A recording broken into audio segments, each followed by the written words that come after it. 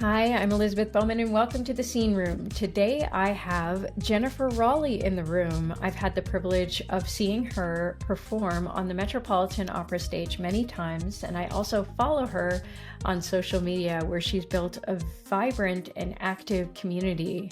Jennifer, in addition to being an internationally acclaimed soprano, is very active in the teaching space. She has founded an Arya boot camp, which we talk about in this episode quite a bit, and she also travels internationally giving masterclasses and seminars. In our conversation, Jennifer shares her insights on the evolving role of social media in the performing arts, the importance of building authentic community, her inspiring fitness journey, and how it's strengthened her singing, and the deeply rewarding work she's doing as a teacher and mentor. If you're enjoying the podcast, please do like, share, review, do any of those things. It really helps keep these conversations going. I really appreciate the support. Now, let's get to the conversation. Jennifer, welcome to the Scene Room. Thanks so much for coming. Oh, thanks so much for having me. I'm super happy to be with you today. I've been following you online on my Instagram. I see you are very active. You have like a full-blown community there. I mean, obviously I followed your singing career as well. I've heard you sing on the Metropolitan Opera stage before. So it's really great to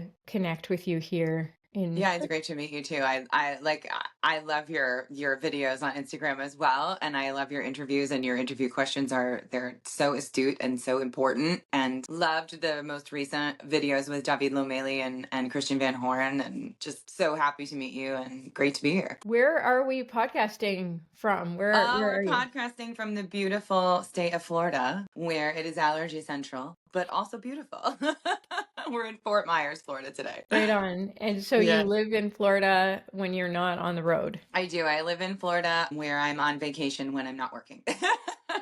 You must be on the road quite a bit. Yeah, I mean, I work a lot at home as well, teaching and things like that. But yeah, in between, this is my little sanctuary and happy place. So it's always nice when you walk in from being gone for a while and you can literally just go when you walk in the door. So it's a great feeling to have your home feel like that. So I mentioned before that I've been following your online community. And for those listening, if they haven't followed you, can you explain what inspired you to build that community, when you made that decision to start building that community, and what outlets did you purposely decide to use? Like Instagram, I mentioned. Are you also on TikTok or No TikTok, because TikTok would drive me insane.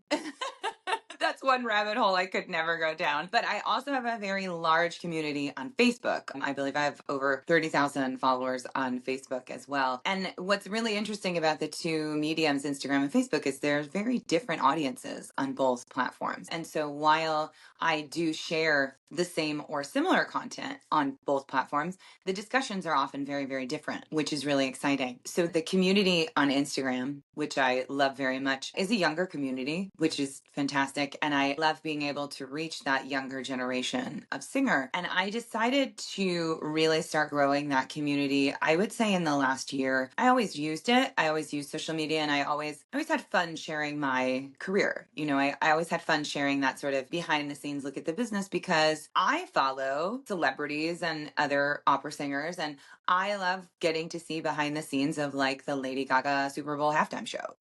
I love that side of the business. And so when I started using Instagram and, over the last several years, post COVID and things like that, it was really fun to be able to show an audience, what is happening behind the scenes. What is travel like? What is preparation like? What does a singer do to prepare for, these big things that we see them on stage, so that we're not so unreachable. I like being approachable. I like being the approachable diva. And I like to be able to connect with my audience personally, not just in a theater, but also online. I answer all my own DMs, and I answer every single comment that everyone makes on my posts, which gets a little overwhelming sometimes.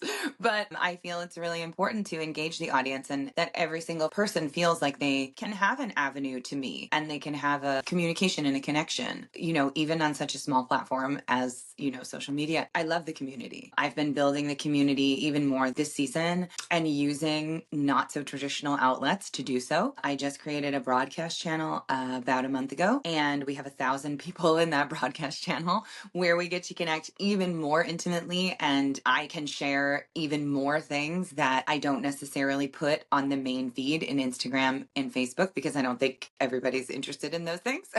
And I can also help young singers, with exercises and with behind the scenes information and with advice and with inspiration and, things that not every opera fan wouldn't necessarily be interested in. So it doesn't really have a place on my feed, but there are definitely people who want that information. So I'm having a really great time with that broadcast channel, learning what people like, learning what they want more of, and being able to reach that next generation, I think is also incredibly important. And it's incredibly important to me personally, because I had such great mentors help me coming up in the business. So to just be able to be a small part of somebody's path is, and as long as it's a positive part, then I'm very honored and happy. So yeah, I love my little community on Instagram and Facebook. It's fun. It used to be a nice thing to have followers and the like accumulation, but now it's an essential thing for artists to really prioritize building those communities, because in order to have a career in this business, you need that energy behind you. And, obviously we can't do this alone. It takes a village, all of this. But Yep. now it's more than ever, you got to invest in your community building You skills. do. And I think that community then invests in you. And Yeah. that's incredibly important for the future of our business.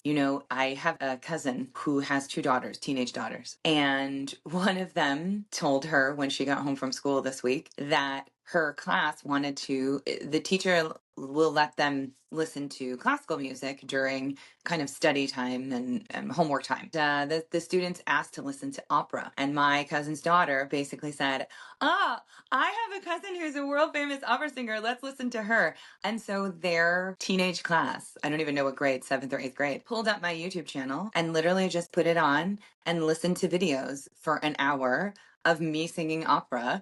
And I think I got like 20 new followers on YouTube that day because these teenagers were listening to opera during homework time. And I think that's amazing. And that's the formation of the new audience coming into the opera house. Maybe those students become new fans, become new donors, become opera singers themselves, That's how we continue our business forward. And that community online, that YouTube, Instagram, etc. community, you get those people excited. You get your followers excited, you get your fans excited, and then they want to come see you in the theater. And that's the most important part.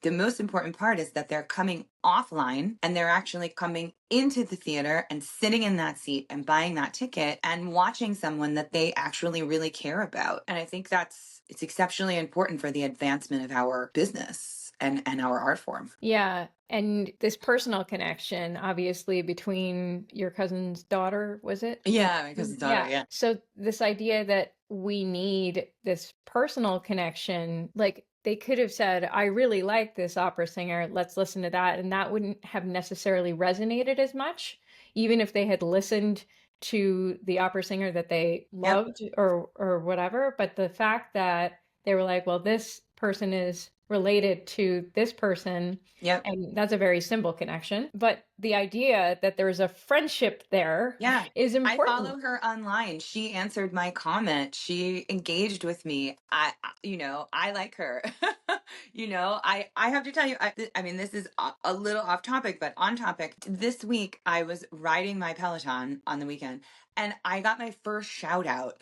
Hannah Corbin shouted out my name and said she loved my leaderboard name. I cannot tell you how loudly I squealed. like on that bike because I love her. I follow her online. I think she's incredible. I love her classes, but also I just love her messaging and who she is as a person. I wouldn't know that if I didn't follow her on Instagram. And so, of course, I tagged her on Instagram and I was like, Anna Corbin gave me a shout out. And then she messaged me back, and said, make sure you stretch, that kind of a thing. But that personal connection makes me love her more. And makes me care about her like as a person. And so that connection is what we need in our business in order to sort of make people go, oh my God, she answered my comment. Like, that means so much to me. Then maybe you bring that audience member into the theater because it meant so much to you. It meant so much to them that you engaged with them and they like your singing. So why not come in and actually see you sing? That's what I'm trying to build anyways. And I think that's the best way to utilize these platforms. You grow your audience by having that personal connection. Can I ask, you're busy with the performing, you're busy with the teaching. Do you hire anyone to help you with this work? So I do all of the social media myself. I do everything myself. However, I work with the ladies of Digital, Max and Anthony, who are absolutely incredible because I needed to be educated about social media. And Max and Anthony, while they do run social media channels as well, they are what they call themselves social media educators. I learned more from them in 6 months than I ever knew about social media prior to that. And the reason I started working with them was because I had them as a part of my young artist program, Arya Bootcamp. I had them for a seminar last summer to educate our singers on how to utilize their social media for the upcoming audition season. And they gave a seminar that was so intelligent and so chock full of information that the singers, all of them left inspired. I mean, just personally inspired, but also inspired to share themselves and to open themselves up to an audience online and to be vulnerable and to share their art and their music. And Max and Anthony did that, and it was really impressive to me. And so after Arya Bootcamp, I wrote them personally and I said, listen, I want to grow my brand online. I don't know how to do that. My follower number hasn't moved for like a year.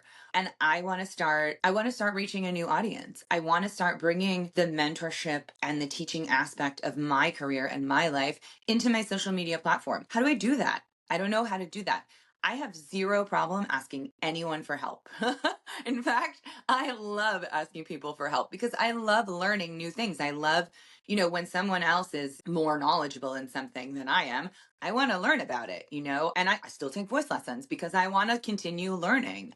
All of that knowledge fuels my knowledge to give to other people. And so when they gave this seminar, I just knew that I wanted to reach out to them.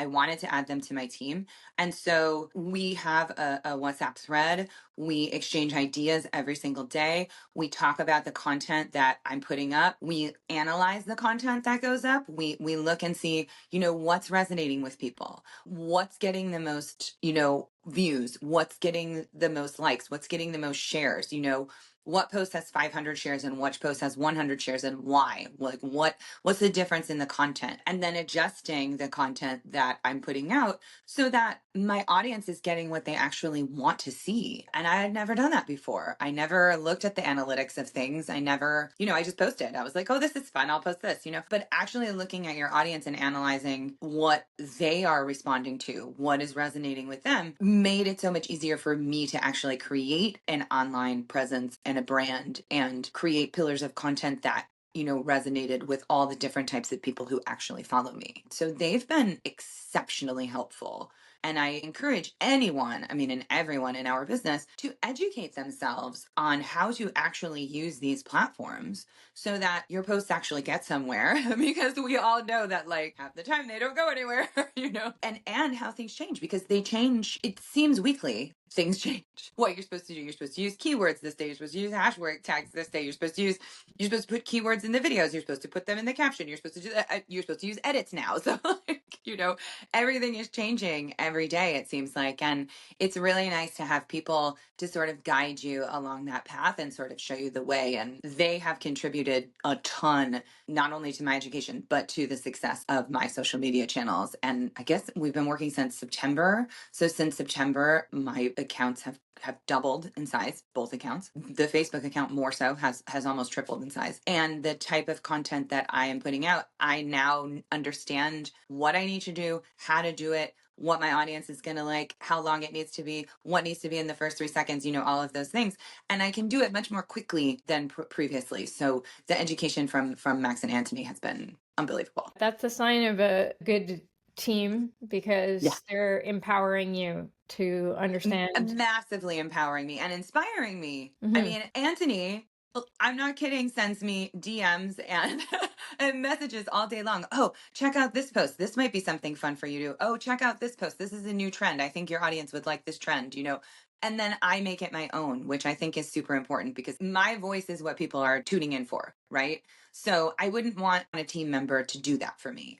I would want to do that myself because I want to reach my audience personally. That's the point of what I'm doing anyways, right? So, as easy as it would be for me to put in to ChatGPT, write me a social media caption about this video, click. I can't do that because it really does need to be my voice, Yeah. and my tone and my branding. And I want people to know me as a person through these posts as well. Well, people can feel when it's not authentic, even if Yeah, exactly. they see the post and they even think it's you. They just don't connect to it. It's like that X factor in Exactly. performance, like the difference between a great performance that moves someone and a performance that was technically really good, but like had no soul. Exactly. So, yeah, I guess at a certain point, a lot of young artists don't have the money to hire an outside party, but it is good to maybe have a workshop and invest Absolutely. in that Or just experience. or just have, I mean, you pay for a voice lesson, right? You pay for a coaching. Just have a one-on-one hour-long session. Just get some advice. Just get some help, just have somebody take a look at your account with a fresh set of eyes and go, "Okay, this is what's resonating with your audience. These are the posts that have the most interaction and engagement. You need to do more of that." Mhm. Or just to have someone, just a consult, to have someone look at your online presence. Are you Googleable? Can we find videos of you? Are you on YouTube? Do you have a library of your performances? Do you have a library of your audition videos? Can we go and find you quickly? Because I promise you, if you're doing a performance, it's intermission, people are standing out in the lobby, they're Googling you.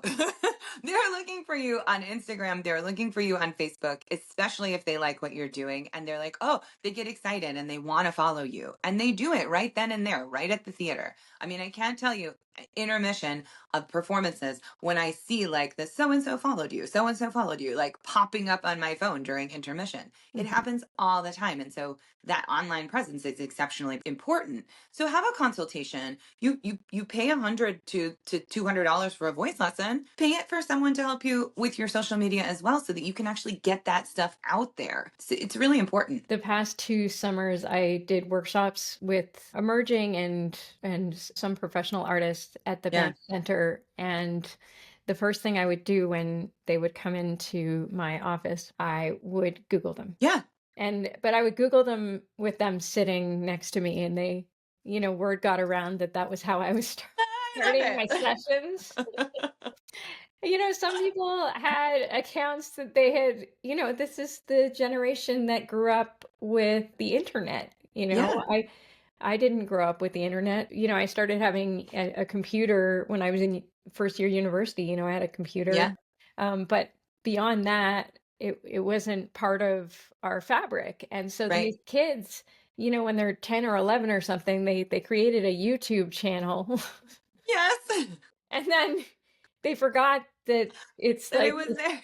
YouTube channel, and then there's some sort of song about how they like strawberries or something. Yeah, that is so important. I mean, and also, especially with so many young artist followers, it's so important that they understand that I'm looking. So if you apply to my young artist program, I'm going to your Instagram. Mhm. I'm going to look for more information. I'm going to look to see if I want you at my program. I want to see if you're a good person. If you're trolling people on Facebook and Instagram, I don't want you there. You know what I mean? Yeah. And I want to see more videos. I want to see more I want to see more of you. I want to get to know you as well. And I promise you that the casting directors are doing the same thing. They're sitting behind that table and they are going to your Instagram and they are going to your YouTube and they are Googling you. I promise you they are. So if we can't find you online, or if you have a social media presence that's all over the place, it doesn't look so great. And people have to realize that that is a part of this business, you know? It's huge. I mean, just like any other business that you might apply for a job in, like LinkedIn is a huge thing, especially for corporate America. People are going to your LinkedIn. So in our business, people are going to your Instagram. It's going to happen. So it better look good and it better be informational and educational for me on you as an artist and a person, and tell me that I want to work with you. It's really important. It's really important. The other thing that we should highlight here is because I often found videos from when they were 15 or 16, Oh yeah. and they're not representative of the talent that is current, and they sort of think, well, whatever, it was put on YouTube and who cares. Yeah, Unlisted. you gotta get that stuff off. You Yep. have to go through every year. You should go through your videos and think, does this represent me as an artist now? And Yep. if it doesn't, then it's gone. And if you're unsure, honestly, it's gone. Yeah.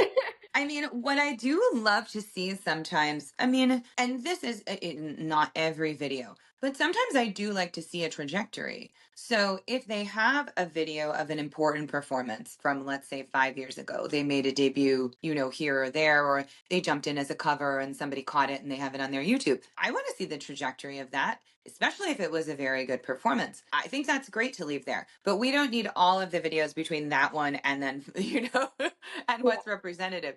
But you can show a trajectory. You just have to be strategic in your editing process, you know, and determine, okay, this one, you know, you can hear my voice, everything's great, the high notes are great, our intonation is good, you know, all those things. And we're not just leaving everything up there. Like, be strategic in what you show people, basically. Yeah, I'm mainly saying about the quality of that performance. So, Oh I yeah. mean, obviously, if you're 11 and you're performing, you know, a child solo in front of an orchestra, and that was an amazing experience for you, and it's obvious that you are a young performer and you're performing with good intonation and all those things, then fabulous. Keep it Yeah, up. great. But yeah, you should definitely go through your videos and then make that call. And if you need help, go through them with your teacher, maybe. Yeah, go through them with your teacher, go through them, have a friend look at them, you know, Yeah. have a colleague look at them and help you. Another set of eyes, a fresh set of eyes on everything is great. So tell me, you're doing this Arya boot camp. What is this? So Arya Bootcamp is my young artist training program based down here in Florida. We do it at the Sarasota Opera House in August every season. And it is a program, a training program where singers can come and basically have a one-stop shop for audition season. I was finding as I was watching, you know, I started judging competitions. I've judged in that competition for several seasons now, and I've judged several other competitions. And I was noticing that the preparation for auditions was not thorough enough. And a lot of people were showing up to auditions not knowing what they were talking about, having wrong notes, wrong rhythms, intonation, not great languages. And then, you know, wondering, why am I not getting hired? You have to prepare for your auditions as if you were preparing a role. You have to be so prepared, overly prepared. You have to be the most prepared person in the room at any time is always my opinion. However, when it comes to auditioning, you have to be prepared before the in-person audition, because now and since COVID, a lot of our auditions, number one, happen online and happen via a video link. But number two, you can't get into that live audition if your pre-screening video that you send is not good enough. And so the preparation begins super early, way earlier than a lot of singers actually do it. And so because I was finding that there was a lack of preparation, I thought to myself that we should have a place where singers could go to get all of that preparation in an atmosphere of positivity and uplifting and cheerleading, but also challenging, where we can inspire people to do better and to work harder in a positive way, of course, and go into those auditions knowing everything, being so fully prepared that nerves are a thing of the past. You know, we have nerves because we doubt ourselves. And if you're so overly prepared, if you're so fully prepared, you know everything about what you're going to sing, you don't have to doubt. It's there. I was super inspired by my mentor, Martina Arroyo, and her Prelude to Performance program, where she taught us how to be the most prepared person in the room, how to learn our roles in a way that, number one, they would never leave because you learn them so thoroughly. But number two, you know a character inside, outside, upside down, and you can become that character because you know their background. You've read that source material. You know every single word that they are singing. Everyone around you is singing. The chorus is singing, everything. And she taught us how to prepare so thoroughly that that's never left me. It's always been a part of my career, and it's the way that I still prepare to this day. And I took her inspiration and said, well, why aren't we preparing our auditions this way? And so that's why I created Arya Bootcamp, because we needed a place where we could educate young artists and help them level up for those pre-screening recordings and those auditions. And it works to a point where I would say 80 to 100% of the people who leave Arya Bootcamp have more auditions that they've ever had before, and they all have a job for the next season. Yeah, I would say that. I mean, some of our singers last season were in undergrad, so they're not going to obviously have a job this season. So I would say 80% of the people in our program last season have a young artist program this summer. And that's massive, especially when you were talking about 30 something singers. And yeah, our undergraduates, our young singers, we had 19-year-olds last year. It was amazing. And they were more prepared than the 30-year-olds, which was great. But, they're going to do, something at their school or something like that. So they're not going out and doing a ton of auditions, but they're already starting to prepare for graduate school auditions, which is incredible. So they're going to be the most prepared people in that room because they started at 19 and learning how to audition and the strategy of that and how to build a package that's going to be compelling and marketable, and then all of the things that go around being that young artist, the social media presence and the website presence and your languages and the acting and how to present yourself in an audition and how to present yourself on camera for the pre-screening recording and all of these things. And so we put it together into one program in 2 weeks, and I'm super proud of it, and I really hope that Martina Arroyo is proud of it too, because I was so inspired by that woman, and still am so inspired by that woman and everything that she did for young artists coming up in the business. It's absolutely phenomenal. That's great. I studied singing growing up in university as well, but there was this idea that the auditions would come and They don't come. you do like one mock audition or something, where you would Yeah. run your rep, and Yeah. it really wouldn't be like a comparable situation, Yeah. you would walk into the room, there would be zero pressure because it would probably Right. be your teacher just sitting Right. there and you're like, wow, this is just like a lesson, like, except now I'm going to Well, and run I the. also set up that pressure situation for them as well. I created the first ever Florida collaborative audition panels at Arya Bootcamp, where last season I had 9 Florida-based houses come in person to the Opera House and hear singers and give feedback. And some of them got invited for main stage and young artist auditions at those houses, and some of them got hired for young artist programs through those audition panels. That's So we're mocking, for sure, but then we're doing. Yeah. And at the end of the program, we have an amazing video company, Simply Sings, that does incredible audition videos, and they're doing those videos in the last 3 days of the program. They're recording those videos and they're taking those videos with them, and they look and sound phenomenal. And this company literally can record any voice type.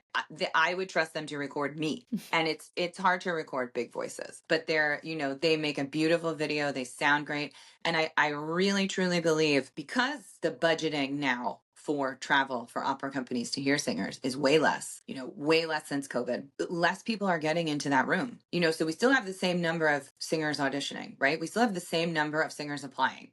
I think the Met competition this past season had 1,200 singers apply, right? But how many singers are getting actually heard at the district level? I mean, maybe it's 400, and that's big. If you think about, like, I don't know, if a Des Moines is going to New York City to hear singers. Back in my day, when Des Moines was hearing singers, They come for 6 days, right? They come to New York for 6 days. They'd hold up at NOLA Studios and they'd hear 8 or 10 hours of singers and, hear 300 and 400 singers. No. Now they're coming for 2 days. They're hearing 75 singers, but they still have the same 1,000 applicants. So your pre-screening videos have to get you from those 1,000 applicants to one of the 75 to 100 that actually gets in the room where it happens. And so those videos, and that's why I say the preparation has to start so early. Those videos have to be better than an in-person audition because they have to get you through the big mass of people that are applying. They have to get you through that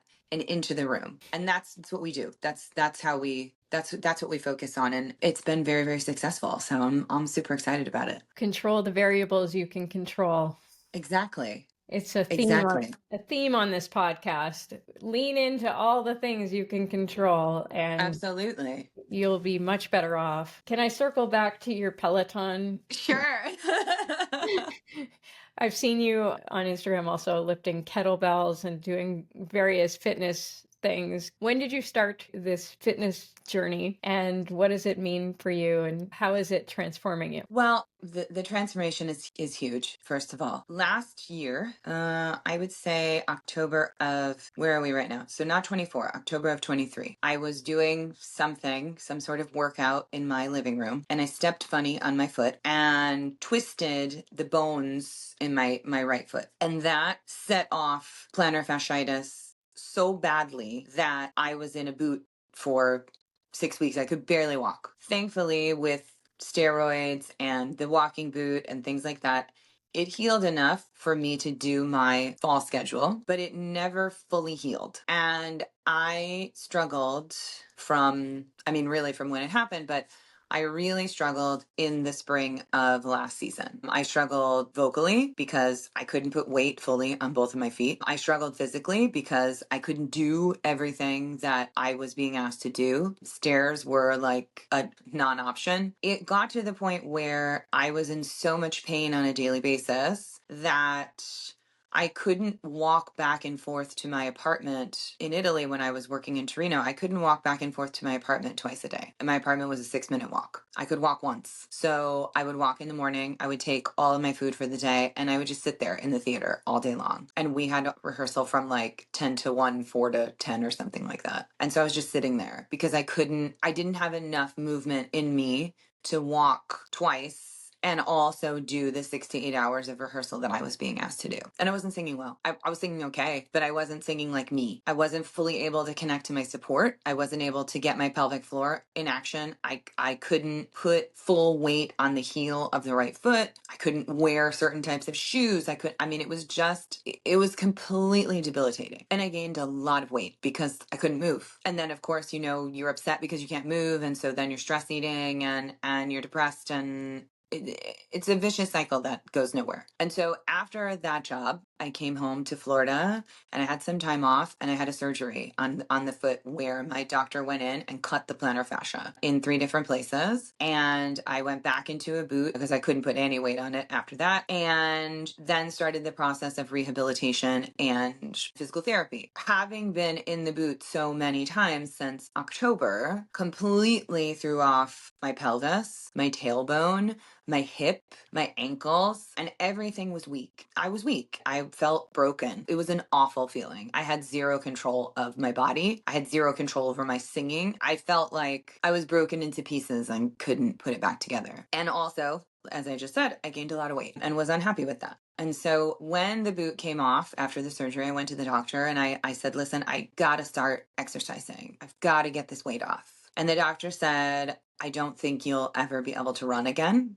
which I really enjoyed doing. And he said, certainly not now. And he said, but why don't you get on a bike? He was like, a bike is not going to put any pressure on that plantar fascia, and it's not going to put any pressure on the incisions that we made in the foot. And it's going to stabilize, if you use the clips, if you use a stationary bike with clips, it's going to stabilize your foot completely. And it's not going to be able to move, basically. And he was like, I think you'll be able to do that. And I was like, okay, great. So my husband and I rented a Peloton. Obviously, we weren't sure if we were going to like it, of course, because it's one of those things where people are very polarized over this Peloton, which makes zero sense to me because the only benefits we've found from it have been exceptionally positive, like to the point of like a positive addiction to exercise.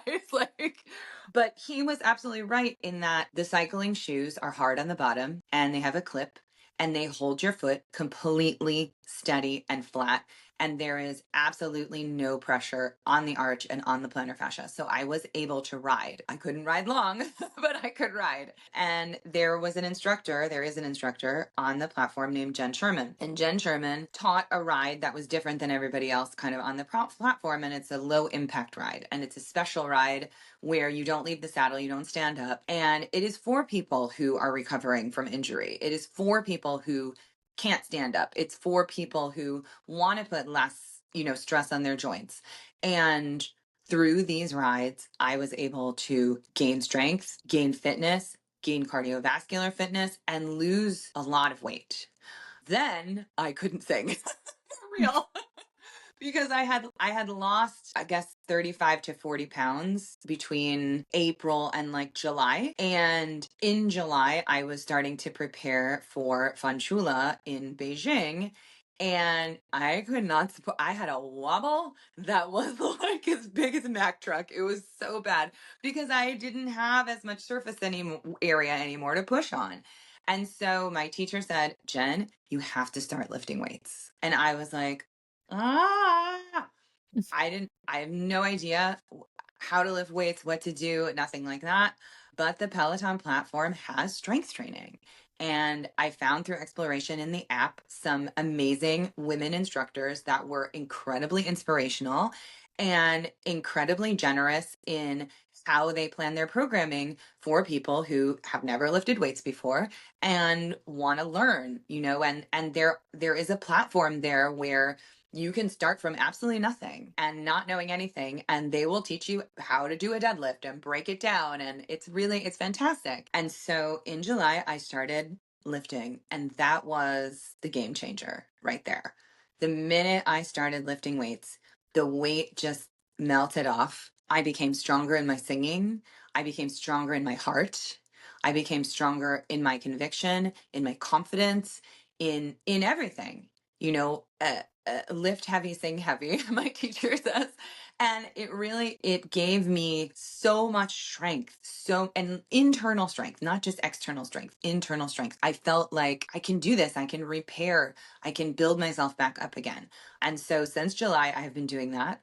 And it has changed my life. And they only recently added kettlebells to the Peloton platform. And I'm obsessed with them because it's cardio and lifting weights at the same time. And I literally wake up every day excited to go in my little home office gym and ride that bike and lift the weights and better myself, my body, my singing.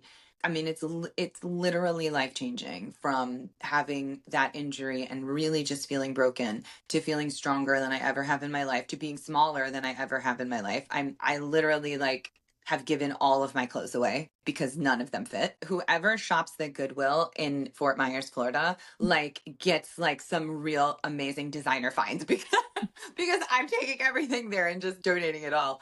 It's been an amazing journey, and my singing has never felt better because I can actually feel my singing. I can feel my singing in my entire body. And I always did before as well, but now I feel it in a different way. Now I really feel how to utilize my back and my lats and my pelvic floor and my deep core and all of these things. And it's incredibly inspiring, but I'm also incredibly proud of myself, to have made this transformation it's something I never thought I would be able to do. I've always struggled with my weight my entire career, and to really look in the mirror and go, I'm really strong and I look awesome and I can't wait, to step on stage and have people hear what I have to give and see who I am and not feel any doubt with any of that. It's an amazing feeling. So it's been an incredible journey. That's amazing. It's lovely to hear you talk about it and to feel your confidence while you talk about it. Oh, thanks. I also love Peloton. I love that Peloton. I'm obsessed with it. Sometimes we have guests in the house which require us to use our Murphy bed that's in that same office. And so we have to move the Peloton into our bedroom, my husband and I's bedroom. I can't sleep. I literally cannot sleep with that Peloton in the room. I want to ride it. I want to be on it. I like want to be on it all day. I don't want to do anything else. And I can't sleep. And I'm up in the middle of the night, like, when is it time? When can I wake up and ride the damn Peloton? It's terrible. They also have really great yoga classes on there. And Everything is yeah. fantastic. The stretching, the yoga, the mobility. I just took for the first time a hip mobility class on there. Mhm. Oh my God. It was amazing. My hips felt incredible after, like just absolutely amazing. So much incredible stuff on there. So you raise an interesting point here in terms of the core strength and then its relationship with the singing, which, is no surprise. Like if you have that core and pelvic floor strength, then you're going to be a stronger singer. Yeah. These things need to be underscored in school, I think. Like Yeah, they do. when you're a younger That's why I'm singer. underscoring them online. Yeah. Because it's not being taught. Yeah. I can't tell you how many singers I see, master classes, lessons at Arya boot camp, who have zero foundation of breath, zero, whose teachers have told them expand your ribs and hold them out, and that's what they have learned about breathing, and they haven't learned how the breathing mechanism actually works. And we are masters of music with no basis in anatomy and physiology, and we have spent hundreds of thousands of dollars on education, and we can't tell someone how the body actually works to create airflow and compression to bring the chords together. And it's a damn shame. It's a damn shame.